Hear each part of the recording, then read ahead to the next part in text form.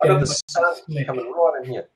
All right, we are now live, and this broadcast is being recorded, just so you know. Welcome, everybody, to Redesign. This is our now, I think, our fourth blab, third blab. It doesn't really matter. Anyway, the topic of discussion today, to get started anyway, is going to be about white space and the importance of simplicity in design. And let's face it, that's really at the core of so much of good design is keeping it simple, keeping it readable, and white space is so important to accomplishing that.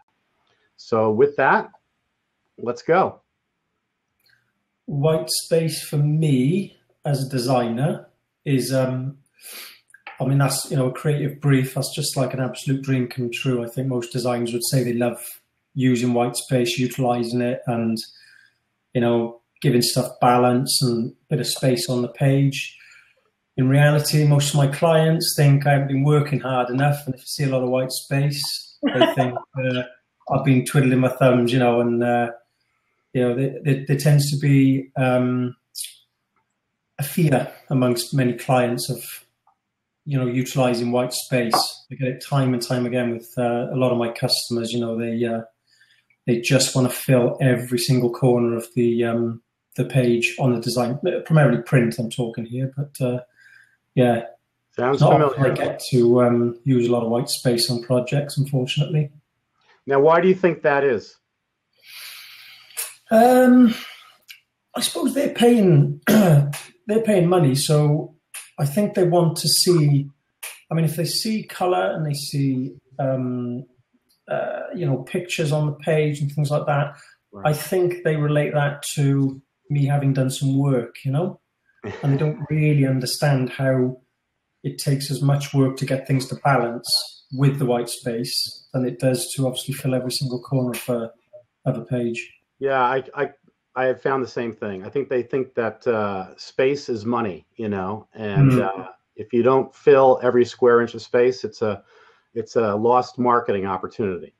Yes. And obviously, as designers, we take the exact opposite point of view. It's not about filling every little square inch of space. It's about guiding the eye to the most important information and, letting the page kind of just flow. It's breathes. It has to breathe. And that's something that's sometimes hard to get across, I find. Craig, what do you think?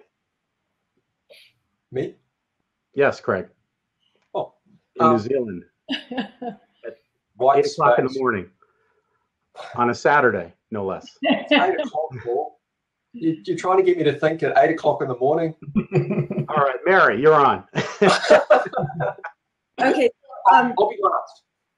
Craig, I don't want to take your spot. Go ahead. You can't think of something? And then I'll go.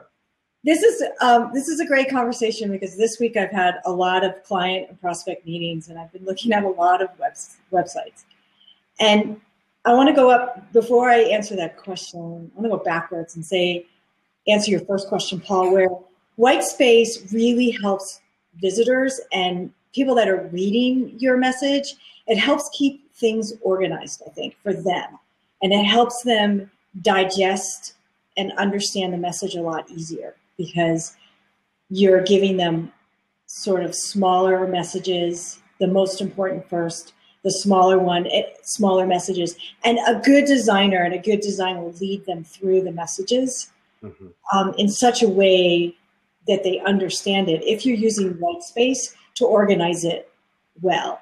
So I've looked at far too many websites that were completely cluttered, and I didn't understand what the company was about, what they wanted me to do, and where anything was. Like, they were like, oh yeah, go to the homepage and you can see there's photos, there's a link to the photo gallery there. And I'm like, I couldn't find it because there was so much clutter. So think about what you're doing to the people that are reading your brochure, your website, anything. If you've got too much information, they don't know what to focus on. And I was thinking about this, it's not just websites. I mean, that's what I'm focused on. But let's say you've got you've designed something for a truck that's moving, right?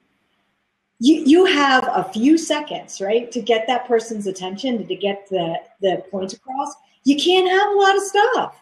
They just can't take that in, or a billboard or a bus, or, there's so many places where a smaller message that's really simple is so important in design. It's key. I don't think it's ever been more important, in today's media world. I mean, let's face it, everybody's distracted. There's a lot vying for our attention every second. We're all struggling in this ADD world.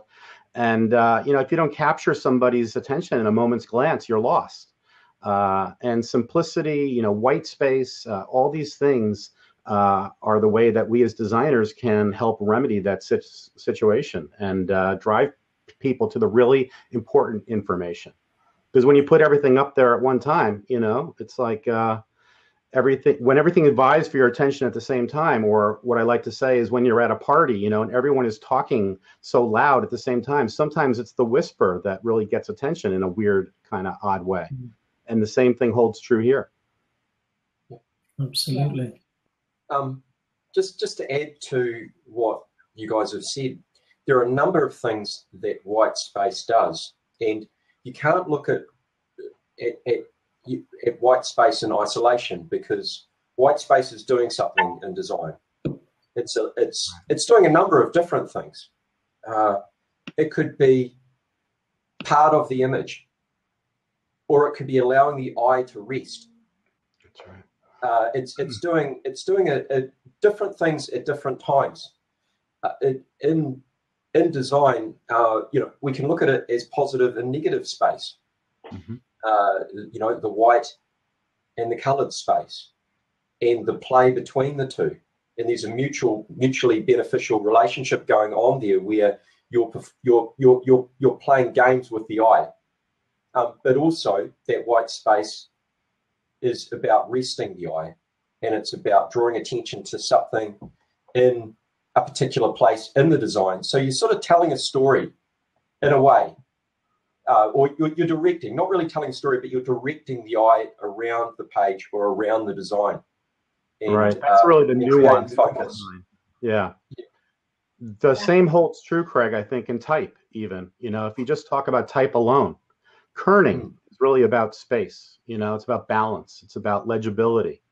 There's designers who a lot of times with logos like to fill the O with something, because the O has a lot of extra space in it. Herb Loop Allen, a famous typographer, was famous for filling the O's.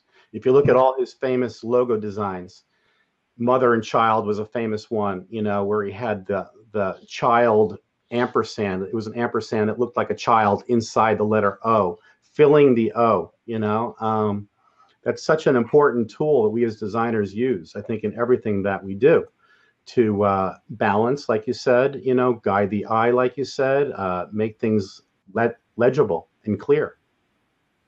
Mm-hmm. And pointed out as well, I mean, attention spans are getting shorter and shorter, and I've always been an advocate of simpler approaches to design. That's a personal preference, really. When I went through art college, I look at the sort of the Bauhaus sort of style of work. It's functional. It's like a purest form of engineering, it's purest form of design. Obviously very German, but it just strips away all the unnecessary pieces and just gives you what it needs to deliver. And if you're going to use a lot of white space, or you're going to use it effectively, I think it shows a more confident designer as well. Because, you cook a good meal. If it's a simple meal, it's got to taste great, You can't just put extra pieces in it and hope then that the whole thing just sort of works together, So getting down to a simple approach to design and using a lot of white space, you've got to use it very well. You've got to be confident using that as well. What type of projects do you work on with clients where they actually say, I want to see a lot of white space on this? It happens very rarely to me, but I'm thinking on the top of my head, annual reports, things like that, where they need a lot of gravitas, and they're obviously trying to just portray important information. That's all you've got to present. So it's got to be done well. I guess books off the top of my head. But you guys got any other projects? Less is more is the very famous, saying around this. And I feel that a lot of people, think that maybe they're not getting their money's worth if you just give them white space. Mm-hmm. And of course, we're not just talking about only white space. It's how the white space is used. Another analogy, your analogy about food and cooking was great. I use that too in design. It's about the right amount of spice, knowing how much is too much, how much is too little, and finding the right balance, rather than just throwing everything into the soup. And another analogy, I think that's really good about using white space to steer attention and put the focus where it's supposed to go is a frame. We frame pictures and we use mats. Why do we use a mat? Because it helps focus the central image. It separates the frame from the image. And that's what I think we do with white space, whether it's a print layout or a website. We frame the content that's most important. And something that Mary and I were talking about earlier on Twitter was about the hierarchy of information.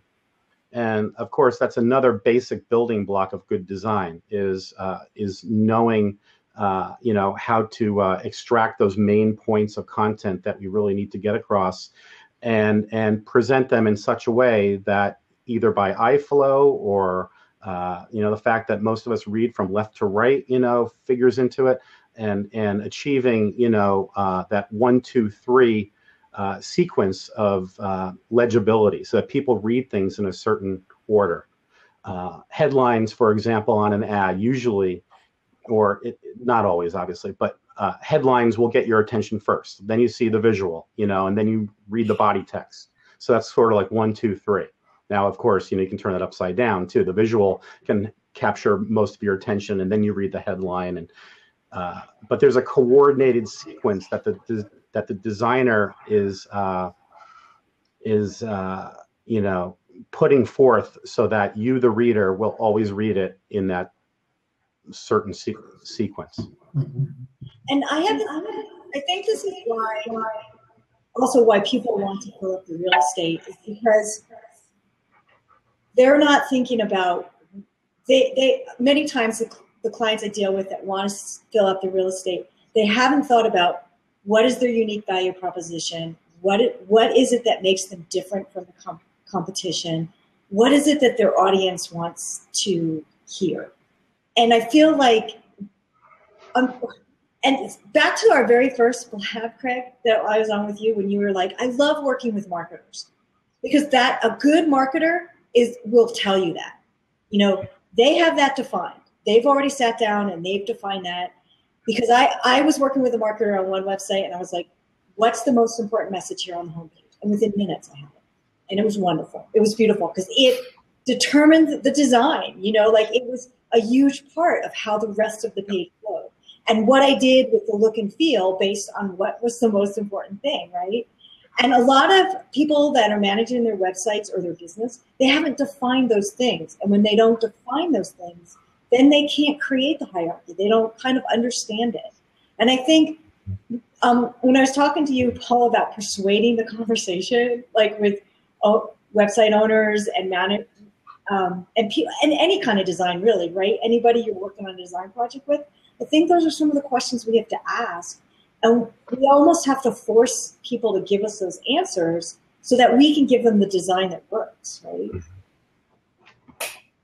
I think you're absolutely right. I think that it begins with, what is it that we're trying to say? And then how do we say that? And then using the space to maximize the message we're trying to get across. Yeah. As a business owner, that's really important.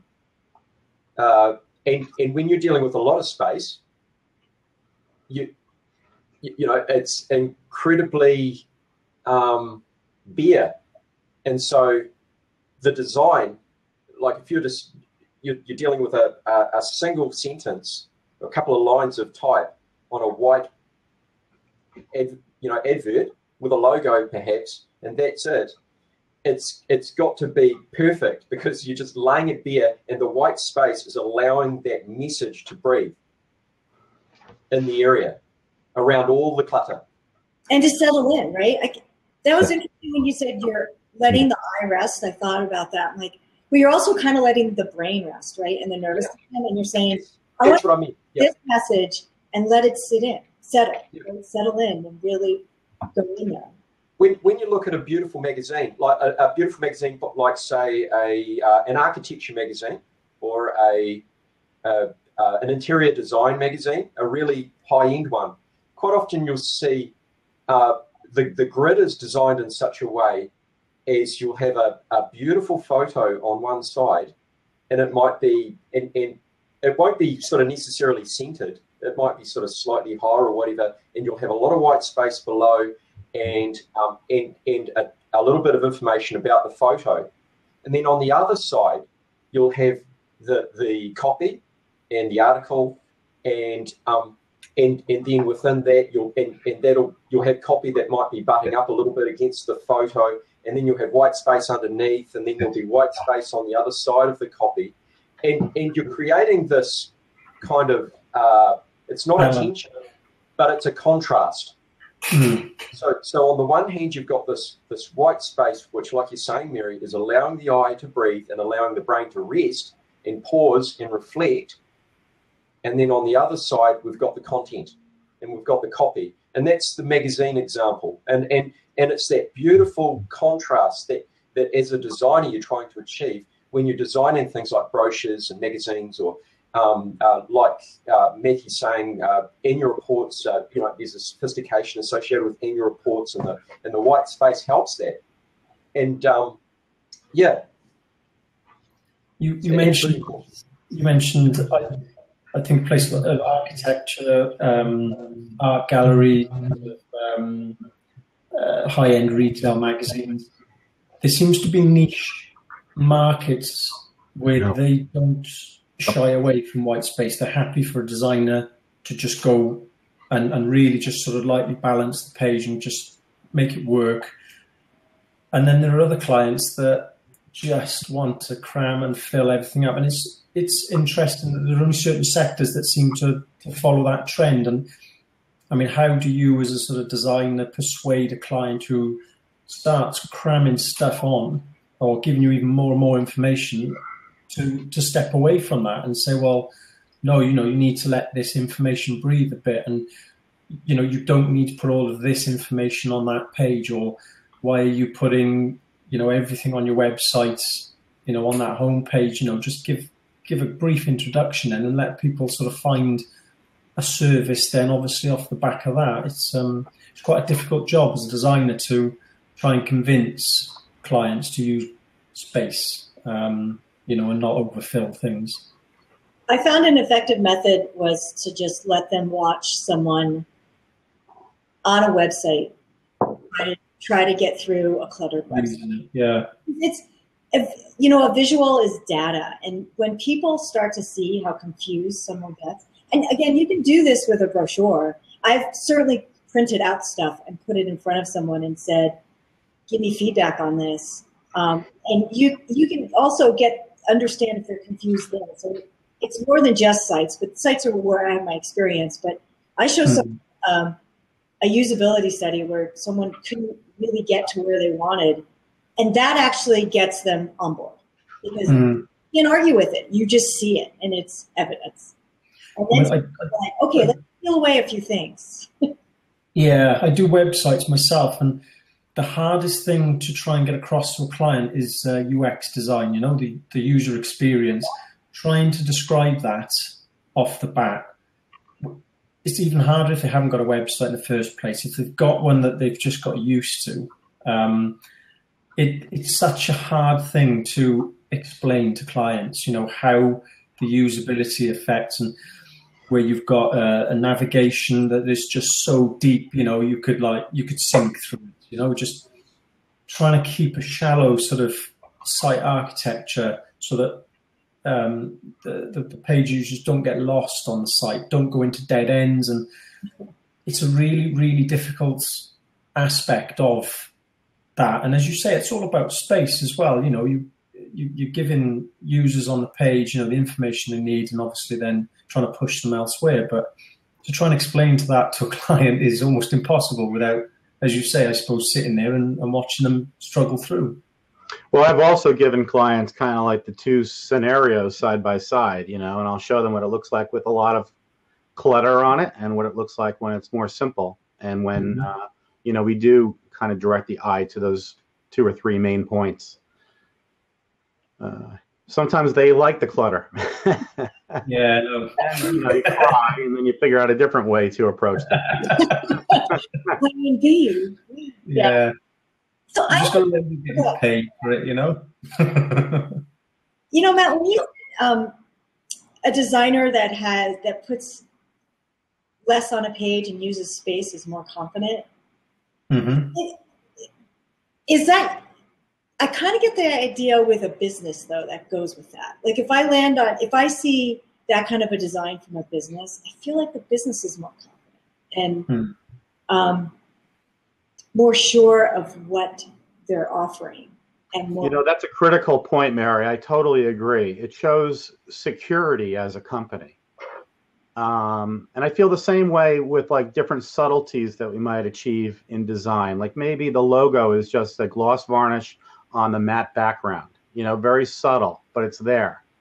That's a company that's secure enough in itself that doesn't have to shout, me, you know? Yeah.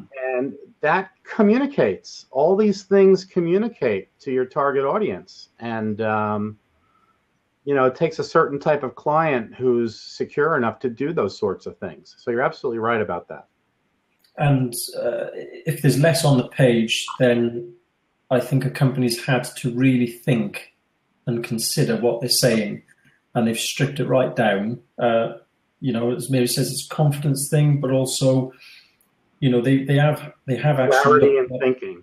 Their service, their services, and thought, right, what is it we do well? You know, what do we need to sell immediately when we, you know, speak to our clients, or you know, how are we going to sort of differentiate ourselves from all the rest, rather than sticking 10, 15 points on there.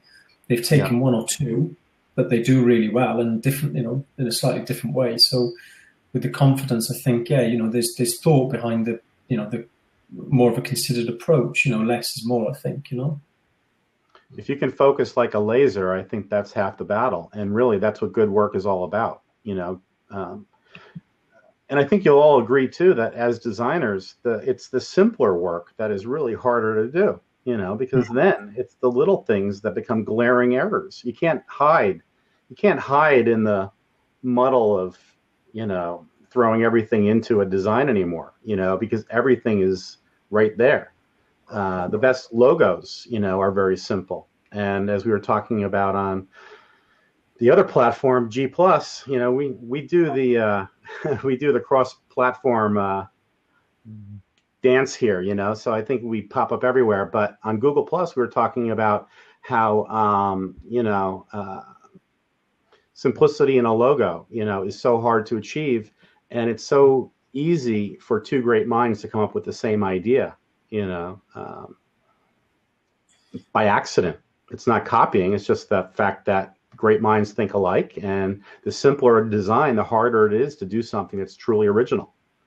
I think when we've got a lot of content to deal with, and you know, I'm looking at both ends of the spectrum. So we're uncluttering, but quite often there is a lot of content that needs to be put on a page or put on a website, and we can still create pauses on a page or on a website with the use of white space in the content by breaking it up, or you know, where we place it on a page, and so and it might be the line length of the content, you know, in the grid, or it might be the space between the paragraphs, might be the size of the type and the contrast. So when we've got a lot of information to say,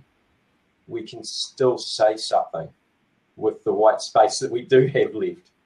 And that's just as complicated to get our heads around as designers too. Is I've got all of this content to put on the page. How do I still use the white space to my advantage to create, to give it contrast, to give it interest, so that the reader is still going to read it? Right. That's critically important too, Craig. I was going to lead up to that, and that's that, the big risk of simplicity is boring your audience too. I mean, simplicity does not mean boring. So the other challenge for us as designers is, how do you keep the audience excited when less is more? How do you keep simple interesting to your audience and your market? That's really hard to do. We've got a question here, Mary. Sorry, Paul. There was a question. Is there from you? You are crafty. Oh, g'day, mate. I remember you from last time. Is there a place to have a website reviewed by an unbiased third party? Does anybody know a quick answer? Yeah, there are there's a lot of usability testing services out there, and it's not that expensive to do. I've done a couple on my site. They could be like $35 or $40. But the thing that you want to make sure of if you're doing a usability test, that you work with someone who can find your target audience, the people that are more likely, in your niche, the people that you're trying to communicate with. But you can definitely do some usability tests. I've done them personally on my own, and I've gotten audience.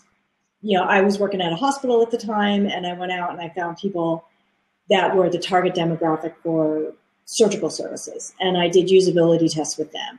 And I set it up, and that's a little bit more complicated, but I would definitely just use a service because you can pay $45, $50 and get a test, and they'll ask you, a good service will ask you what your audience is, and they'll get you the audience that would visit your site. Ben makes a really good point, Mary.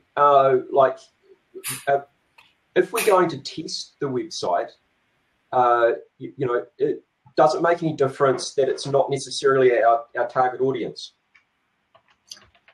Well, it's a good question, and I brought that up I was actually at a usability WordPress locally, and I was talking to some usability people there about that, and they felt like it was better to get people that were interested in bikes and knew a little bit about bikes, because those are the people that are going to visit a bike website.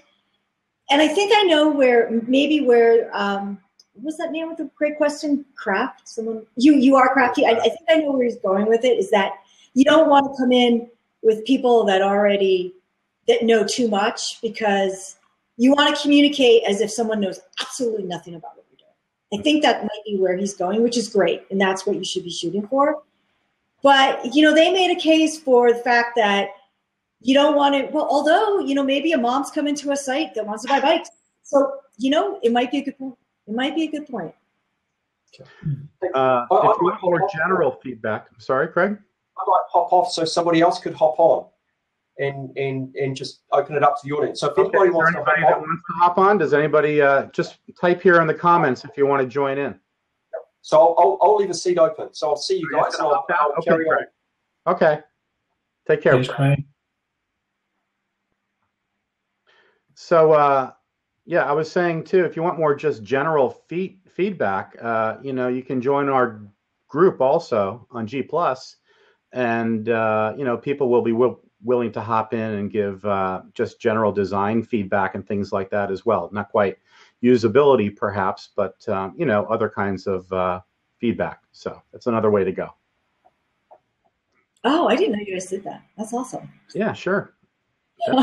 Yeah. Not everybody wants to put it out there to the public like that, though. So that's another thing. But, if you want some general input, it's a good place to do that, I think. And I think it's nice to get designers' input on the first round and then go public, I think. Right. Yeah, that's definitely. Really a big idea to do. Yeah, definitely. You want to give public certain options, but not the kitchen sink. You want to narrow it down to things that you can do. Right. Designer in the best case scenario, I think. Yeah, I think it's good when we come together like that too, and it's good to hear other people's input, and we can all learn from each other as well. So It's good to do that. Yeah, it'd be great to see the redesign community sort of,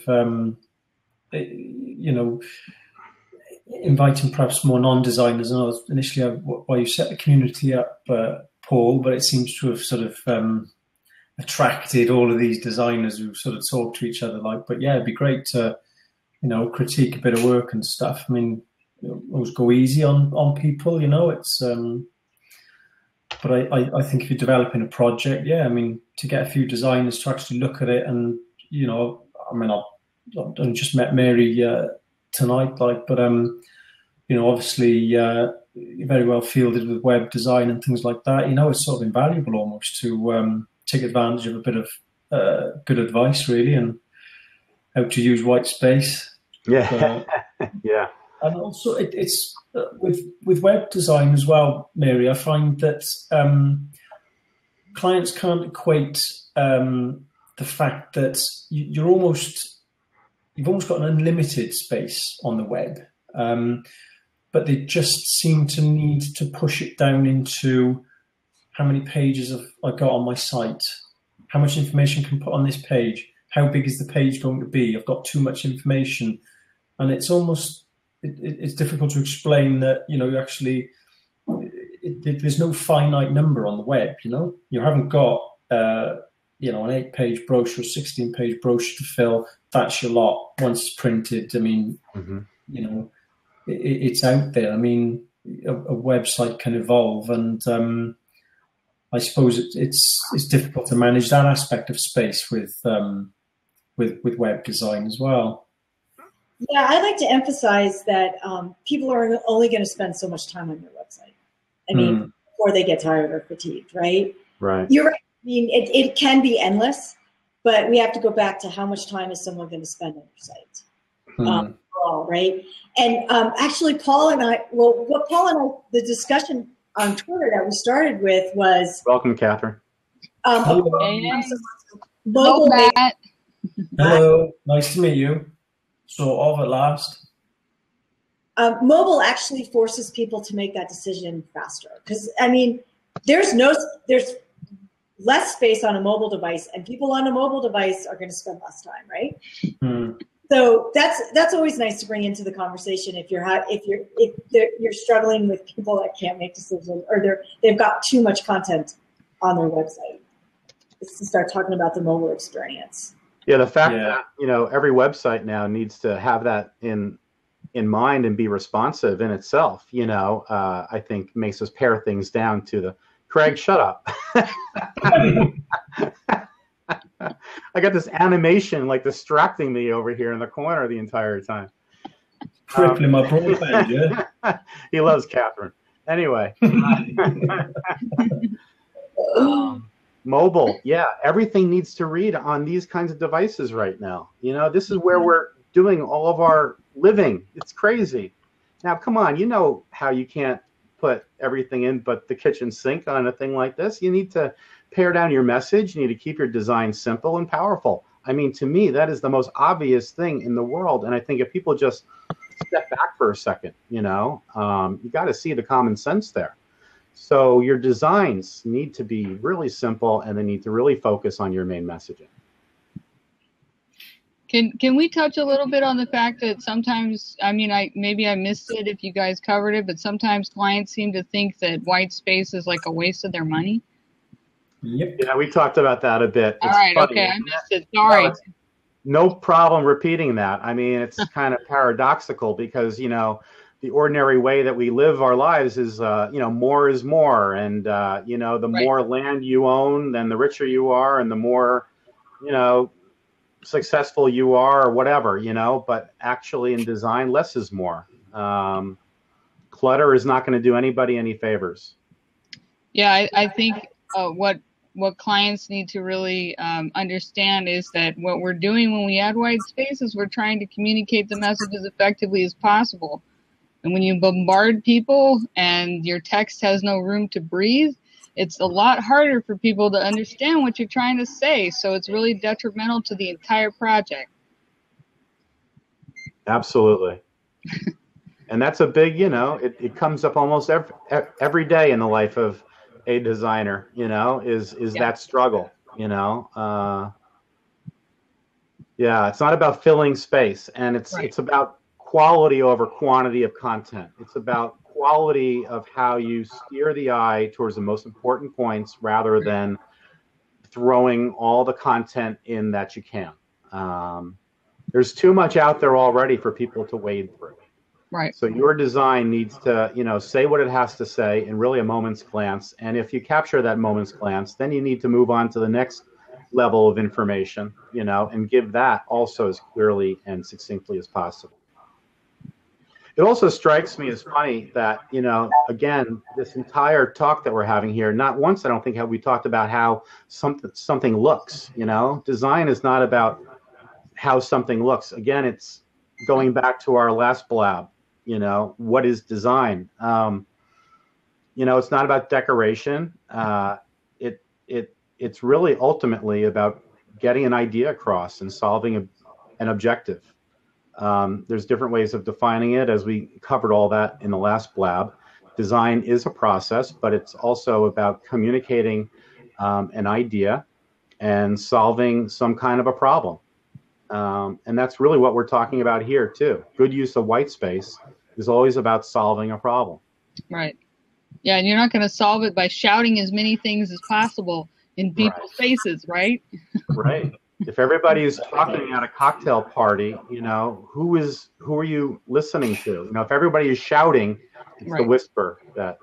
Yeah, then everybody's voice gets drowned out and it all becomes noise, and your objective is to rise above noise, right? Right. Yeah. Right. Yeah. Listen, I'm going to jump off and let someone else come in for a while. All right, Mary. Flavin, thanks a lot. All right. Cheers. Thanks for being here. Thank you, Mary. Who wants to jump in? Let's get some fresh faces here. We have one fresh face, Mr. Octopus Creative. And I appreciate that a lot of you are hitting the button over there to tweet this out. So anybody who hasn't, please just click that little blue button there in the upper left-hand corner. That would be great. Help spread the news. If anybody wants my spot, they're more than welcome. Because my face has been We have an open seat. We have an open seat. Going once, going twice, chicken soup on rice. So when is white space bad? When is white space not working? I'm really glad you brought that up, Paul, because that's sort of like the reverse of the situation that we were just talking about. Not enough white space. It is absolutely possible to have too much white space where your text feels alienated or your images feel alienated, totally disconnected from the message that you're trying to send. So that's why you want to work with a professional, because they can find that balance between what's, helping communicate effectively versus what's just making everything feel kind of isolated and not connected. That's right. I think it's a lot of with prints. Sorry, Paul. With prints, you'll see, beautiful sort of 80-page brochure, some great design through it, and then you'll get like about 3 pages at the back, and it just says notes. I've seen it on a few jobs, and they've obviously just run out of content. They've got enough to fill that 1 page, but not the 4. So instead of just taking off a little bit of that information, they'll just think, well, it just balances off the back of the book. We'll just take notes at the top and a couple of lines, and a bit of white space there. And there, I think it becomes a bit of an annoyance, really, because it's almost like an afterthought. It's just been put in really for the sake of your pagination on the printed brochure, rather than perhaps taking an hour or so and thinking, well, have we got a bit too much information, or can we actually put something else in here to fill that space, Yeah, the glaring example of bad white space is when you have 1 extra page in a brochure that you haven't figured out, and you put a little word there that says notes on it. Yeah, it's like, yeah, I know why you've done that. Yeah.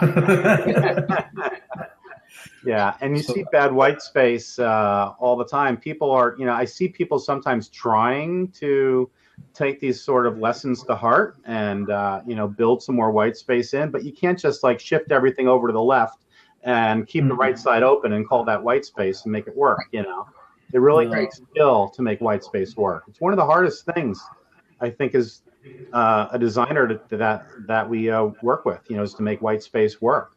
Not to offend anybody out there, but it's not as easy as it looks. And if you really don't know design, it's really hard to achieve that kind of white space and the balance, that we achieve as professionals. Mm-hmm. Absolutely, yeah. And that's interesting with the mobile technology now as well, where your own space is at a premium now. So it does really make you think. It's a great challenge, as a designer. You're trying to serve something on the desktop where you've perhaps not got an issue with space, if you like. But when it comes down to the mobile device, then you're thinking, well, we can't serve all of this information on that tiny little screen. And we all know what it's like. I mean, time's at a premium these days, and you just want to be told pretty much what's on that page very quickly, succinctly, so it's going to be of interest. You can obviously just spend a bit of time going through the article or whatever. So yeah, it's quite it's a challenge for designers. Somebody put on the side there about made a comment about it, sort of harking back to the early web, where bandwidth was like, you used black because there was less color in it, so it took less to download a page. There's little things like that where there's restrictions on how you design things purely through how the end media sort of dictates. And as a designer, I think you've always got to adapt to that. There's always going to be new technologies, new ways of doing things, perhaps not so much, on print, but certainly with web-based stuff and online technologies. I think space is becoming even more and more important, Right, definitely.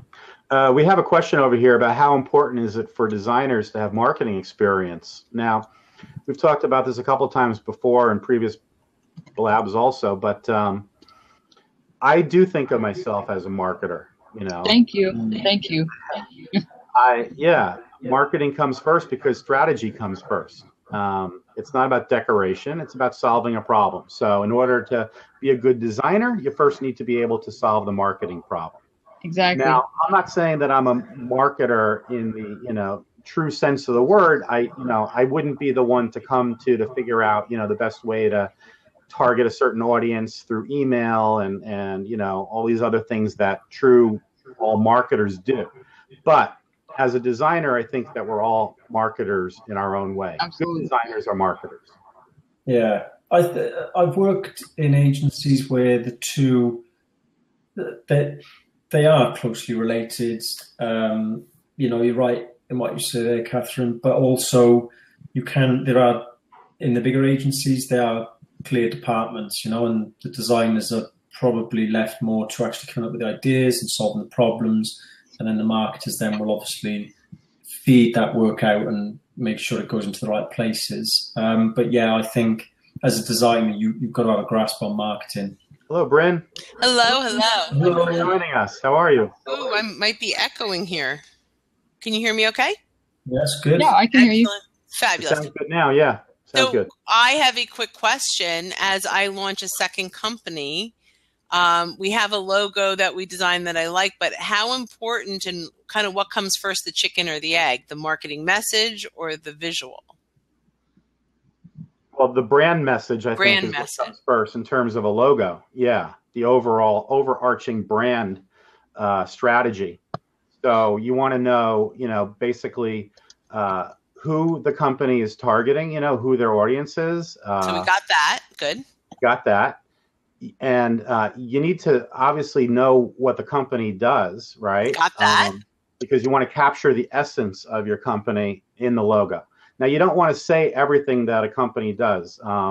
Craig used an example previously about, if you're a hardware store, you don't have to show a hammer, you don't have to show a bag of fertilizer, you don't have to, but you want to capture the essence of what a company does. Now, that's a little harder than it sounds, because you don't always want to be literal. You want to capture the imagination. You want to kind of create intrigue, but you also want to be clear at the same time. So it's a really tough balancing act. And you don't always want to define yourself as obviously, if you're a hairstylist, do you cut hair or do you make people beautiful? Bring a whole new spirit to a person's life, or something like that. That's a little bit more emotional, so you want to kind of get to that kind of an essence of who you are. So when you guys design, you do brand messaging, like what, and then create the logos around that. When you say messaging, I'm assuming you mean text. I'm not. We do brand messaging visually and also with the text. So okay. First the company name and the logo would be a starting point for me. Say that again. The logo would be the starting point for me. If a company came to me, a new startup, that's where we would begin, or I would begin the process. And then, the brand that Paul's sort of talking about there, that comes together with how you present the elements then. So your photography, colors, your messaging, the words that you use, what you say. That is essentially then the brand that you're building up. What does that brand, what's its sort of core values? If you think of Nike or McDonald's or, any of the big sort of major players, you'll have a perception of what that company is, what they do, and what they're good at. And that's all come through how they present their company, how they work their products, where they advertise, how they speak to people. That's I think where Paul's coming from then with the brand. That's over and above the logo. Yeah, that's good. So I have a company that was kind of everything was homegrown, WordPress with a template, all that. And I'm launching a second company, and I have partners in this one, and so we have someone that created a logo and we're running with it, but I'm listening to you guys and it's kind of putting things in my head before we launch that we probably aren't doing right. Another thing that's really important is think about how it's going to scale down to a very, very small size on any type of screen, especially now with this age of social media and all of our little profile images and avatars. Yeah, it's got to read, at a very, very, very small size, or you need to do a variation that works at a small size. You can also do variations on your logo. Yeah, we actually did that, and we have our logo is inside of the name, so you can have the logo on its own, or when the name is written, it's there. Yeah, I like it. I like it, but I think we did things a little backwards. Ooh, can I have a chip? No, I'm kidding. That'll be the next thing, right? Sorry. Yeah. So, but this was really good information, and I just popped in. But man, you got some pearls of wisdom. So that's been very appreciative. Thank you. Awesome. I'm glad you're enjoying it. That's what we're trying to do here. We're not trying to be designers talking to other designers. We're trying to help the business folks. We're trying to help marketers and companies and startups and solopreneurs, understand the power of design and all that goes into it, and how really design can solve so many of the pain points that so many of us struggle with now. How do you see that? That's interesting. Well, I think everybody wants to stand out. It's a very noisy world out there. You look at any social media platform, you go to any networking event, everyone's shoving a card in your face. Everything is noise, noise, noise, more than it's ever been. So sure. I think the first pain point is everybody wants to stake their ground, So design can help you with that. Mm-hmm. Secondly, I think everybody wants to get their messages across. They want to be understood. Design helps clarify your messaging and make sure that it's seen and understood in a moment's glance. That's a major pain point. Design is your answer. So, but you had mentioned, so it's interesting because I'm just thinking like the name of my company, even my current company, is telling you what it is. And you said that be a little more vague makes more sense.